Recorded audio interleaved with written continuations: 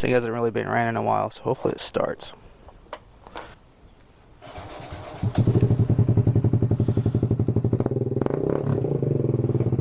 Not bad, not bad. I get those goosebumps every time. I need the high, throw that to the side. I get those goosebumps every time, yeah. When you're not around, when you throw that to the side. I get those goosebumps every time. I need the high, throw that to the side. Alright, hello boys and girls from all around the world. Welcome to my YouTube channel, where sometimes you'll see halfway decent quality stuff and most of the time it's just a bunch of stupid shit. Today we're going to do something a little bit different and do a video about 5 things I hate about this particular bike. And this bike is the Kawasaki Z125. Fun little bikes, a lot of fun to get in trouble in. And this is just going to be like 5 things I hate personally about my personal bike, not really in general. So just to get that out there, these are my personal opinions of my personal bike before we start going crazy in the comments section there like you guys did with the Toyota 86 video. Not to mention any names. This thing's definitely a lot louder than I last remember too. It's actually been a few days since I rode it because I've had the 650, so I've been riding it mostly. And it's kind of got me all messed up on this thing. I can't even ride wheelies anymore. Alright, so number 1, this might be a little hard to talk over this exhaust. But the number 1 thing I hate about this most is the acceleration and the top speed is not the best. Not the best is a bit of an understatement, I think. It's really awful, which you can expect because it is a 125cc, so displacement's really small. It's going to be a slower bike, but it's hard to get out of the way of traffic sometimes, and that's the worst thing about it. And sometimes you can get these scary moments where you actually need to accelerate and get away from someone, and you can't. So.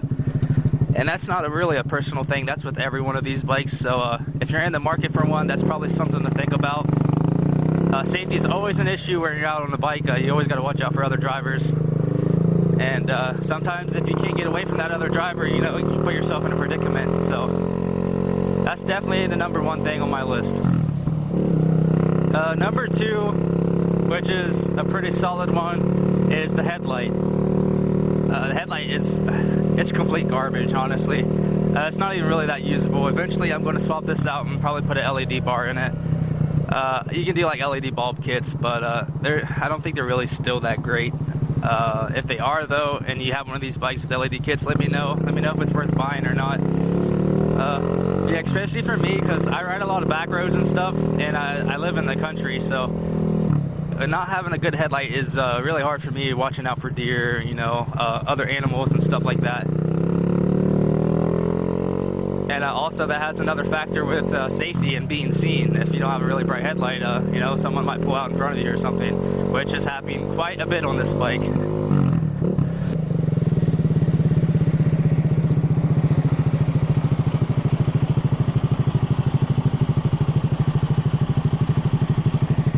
Why the hell are we stopped in the middle of the road? Must be because this semi-truck blocking a driveway.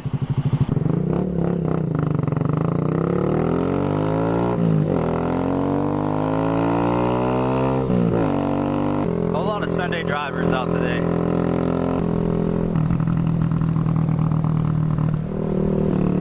I think I'm actually just going to pull over here and take a phone break, because I'm not trying to follow this car all the way out here and mope around.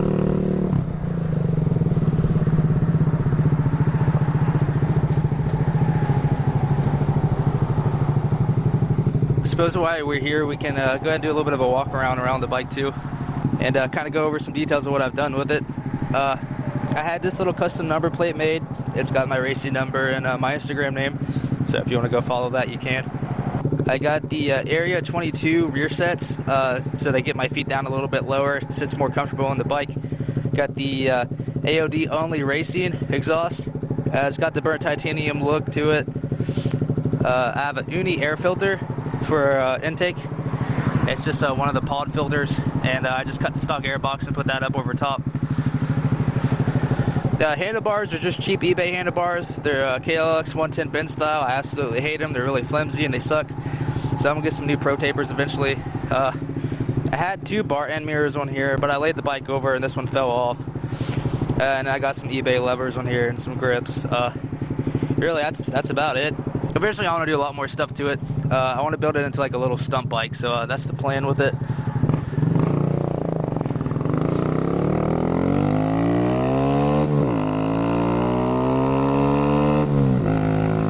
And now we're going to move on to number 3, which is the bike always has to be pegged out.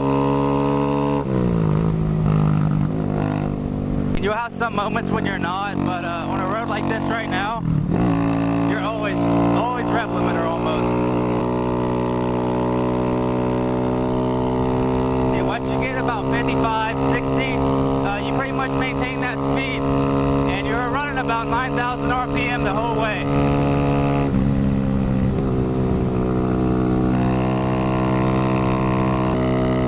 So right now, about 55 mile an hour, I'm maintaining 8,000 RPM.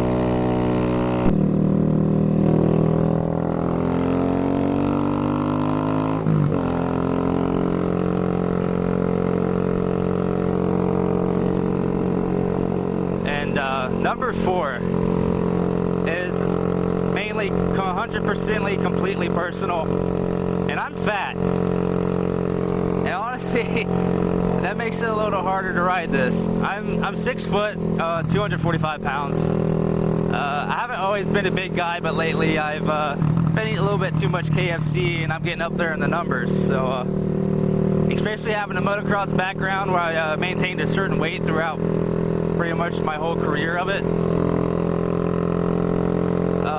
I got really accustomed to that weight, and now when I'm carrying around almost 80 pounds more than I'm used to on a bike, it's kind of weird for me. So it takes some adjustment. But really, that's not the issue. When it comes down to weight, it's actually how I look on the bike. And it's something I don't actually see, but it's what everyone else gets to see. And I'm sure you've heard of the expression of monkey on a football. Yeah, well, I'm not like that. It's more like an elephant on a piss ant. Like, you're supposed to look like you're too big for these bikes, but I take it to a whole nother level. But that's actually about to change soon, though. I'm trying to get back on the right track and start eating healthy. I still go to the gym somewhat. I need to get back into more of a routine at the gym and focus on that. And hopefully it will increase my skills on the bike as well, because I'll be more maneuverable.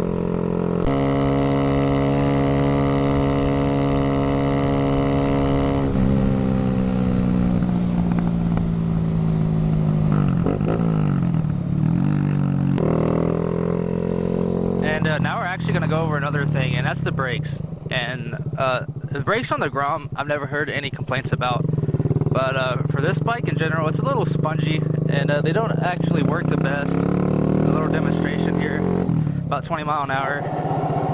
Well, there's a lot of gravel there too, but so it would lock up a little bit. But most of the time, that rear brake won't lock up at all. And it's just real spongy feeling. And the front brake's the same way. Front brake has a lot of sponginess to it too. It will do stoppies though. I have first-hand experience of almost going over the bike, so I can tell you it will do a stoppie for sure. Honestly, that can be fixed with some stainless steel brake lines. So if this is a bike you're interested in, don't let that sponginess of the brakes turn you away, because it's really an easy fix. Stainless steel lines are about, I think, like a little bit over $100. Definitely worth it though. I haven't done it yet, but I plan on doing it soon. Also, I'll throw a little bonus in here for you. It's not something I mind, but I'm sure it is something that some people will. Why is this guy just stopped in the middle of the road here? Oh, the deer. I was trying to remember what I was saying now. Oh, yeah. But like I said, it's not something I mind particularly, but I'm sure it can get on some people's nerves. And this bike grabs a lot of attention. So if you're making, a short trip to fill up or a quick trip to the auto parts store, anything that's going to take you 30 seconds to 3 minutes, times that by 10, and that's how long you can expect to be there, because there's going to be people coming up to you all the time asking about this bike. And the top 3 most asked questions: what size is it, how fast does it go, and what I paid for it. And typically they go in about that order.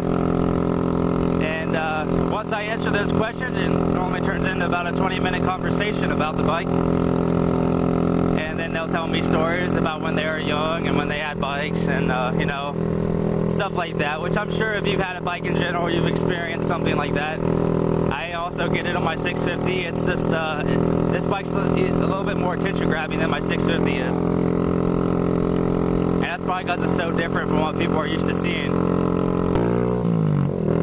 Alright, well that's going to wrap up today's video. I do post moto vlogs every week, along with videos of my car as well. So make sure you hit that subscribe button in return, because you get to see stuff like this. And I know you want to see stuff like that, so I mean, who doesn't want to see people ramp curbs into their front yard and then park on their porch? That's, you know, that's going to be iconic one day. Anyways, thanks for watching. Like I said, hit that subscribe button. Be sure to like this video, comment on this video, blah, blah, blah, blah. And I'll see you next week. Peace.